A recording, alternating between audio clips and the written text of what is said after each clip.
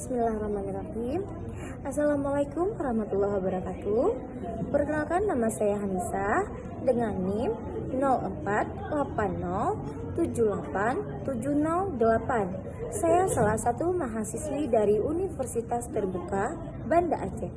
Di sini saya ingin menjawab pertanyaan tersebut, yang mana pertanyaannya adalah mengapa perlu mempelajari sejarah penyuluhan. Menurut saya, mempelajari sejarah penyuluhan penting karena memberikan pemahaman mendalam tentang bagaimana pendekatan, metode, dan tujuan penyuluhan berkembang dari waktu ke waktu.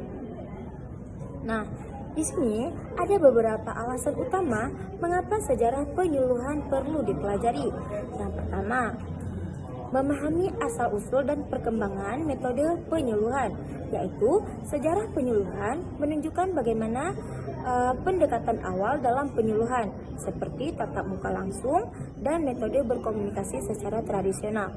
Yang kedua, ada belajar dari keberhasilan dan kegagalan masa lalu, di mana dalam sejarah penyuluhan ada banyak upaya yang berhasil maupun yang kurang efektif. Dengan mempelajari hal tersebut, kita dapat menghindari kesalahan yang pernah dilakukan.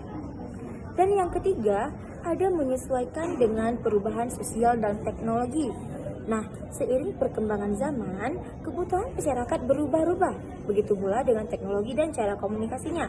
Jadi, dengan poin ketiga ini termasuk ke dalam hal yang dapat dipelajari untuk bagaimana sejarah penyuluhan. Yang keempat, ada yang namanya memperkuat teori dan praktik penyuluhan.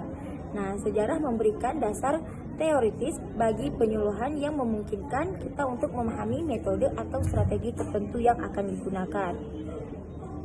Dan yang kelima, ada yang namanya menunjang kebijakan dan program pemerintah, di mana penyuluhan sering kali berkaitan dengan kebijakan publik, yaitu seperti di bidang kesehatan, di bidang pertanian, atau pendidikan. Oleh karena itu, dengan memahami sejarah tersebut, kita bisa merancang program-program penyuluhan yang selaras dengan tujuan pemerintah sesuai dengan kebutuhan masyarakat. Dan yang keenam atau yang terakhir, ada membangun kesadaran kultural, di mana penyuluhan juga sering kali disesuaikan dengan budaya dan nilai-nilai. Maksudnya nilai-nilai ini adalah nilai-nilai lokal di setiap daerah. Nah, sejarah penyuluhan ini menunjukkan bagaimana pendekatan yang sensitif terhadap budaya dikembangkan, sehingga seluruh masa kini dapat menghormati dan memahami konteks lokal pada program pelaksanaannya. Nah, jadi mempelajari sejarah penyuluhan bukan hanya untuk menambah wawasan saja, tetapi juga untuk meningkatkan efektivitas penyuluhan di masa yang akan datang. Oke teman-teman, bukan hanya itu saja, tetapi ada juga yang namanya perbedaan antara prinsip dan falsafah penyuluhan. Nah, perbedaan antara prinsip dan falsafah penyuluhan ini terletak pada fungsi dan fokusnya masing-masing konsep dalam penyuluhan tersebut. Oke, mari sama-sama kita simak. Yang pertama, prinsip penyuluhan. Prinsip penyuluhan adalah pedoman dasar atau aturan yang harus diikuti dalam pelaksanaan kegiatan penyuluhan. Nah, prinsip-prinsip ini menjadi pegangan praktis bagi para penyuluh untuk mencapai tujuan yang diinginkan secara efektif dan efisien.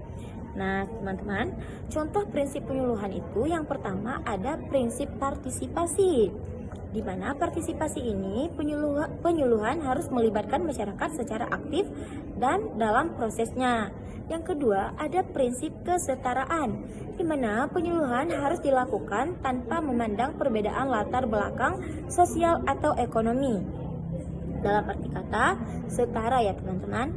Nah, selanjutnya ada prinsip berkelanjutan, yaitu kegiatan penyuluhan sebaiknya berkesinambungan dan tidak adanya bersifat sementara. Oke, dan juga ada yang namanya prinsip relevansi. Prinsip relevansi ini yaitu materi atau metode penyuluhan harus relevan dengan kebutuhan dan kondisi di masyarakat. Kita bisa menyesuaikan terhadap apa yang kita butuhkan. Dengan kata lain, prinsip penyuluhan adalah panduan operasional yang membantu penyuluhan dalam menjalankan tugas agar konsisten tepat sasaran, dan bertanggung jawab. Nah, setelah ada prinsip, ada yang namanya falsafah penyuluhan. Ada falsafah penyuluhan. Oke.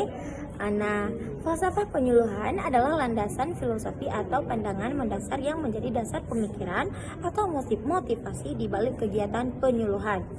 Falsafah ini mencerminkan nilai-nilai dan keyakinan yang mendasari tujuan besar dari penyuluhan, yaitu memberdayakan dan meningkatkan kualitas hidup masyarakat. Beberapa falsafah dalam penyuluhan ini meliputi, yang pertama ada yang namanya humanisme. Nah, humanisme ini menekankan bahwa penyuluhan harus memerlukan setiap individu dengan penghormatan dan martabat, dengan mengakui potensi dan keunikan mereka, yaitu sama-sama menghargai antara dengan yang satu dan lainnya. Yang kedua ada yang namanya pemberdayaan. Pemberdayaan ini adalah penyuluhan bertujuan untuk memberdayakan masyarakat agar mampu mengatasi permasalahannya secara mandiri, dengan kata lain tidak bergantung kepada orang lain. Nah, selanjutnya ada yang namanya keadilan sosial. Falsafah ini menekankan bahwa penyuluhan harus membantu mewujudkan keadilan dan kesetaraan dalam akses informasi, pendidikan, dan sumber daya. Nah, falsafah penyuluhan ini bersifat lebih mendalam dan abstrak dibandingkan dengan prinsip karena fungsi sebagai jiwa atau ideologi di balik seluruh proses penyuluhan. Oke teman-teman, saya rasa hanya itu paparan dari pertanyaan-pertanyaan dapat saya jawab. Lebih dan kurang saya mohon maaf. Saya Anissa, saya akhiri dengan wassalamualaikum warahmatullahi wabarakatuh.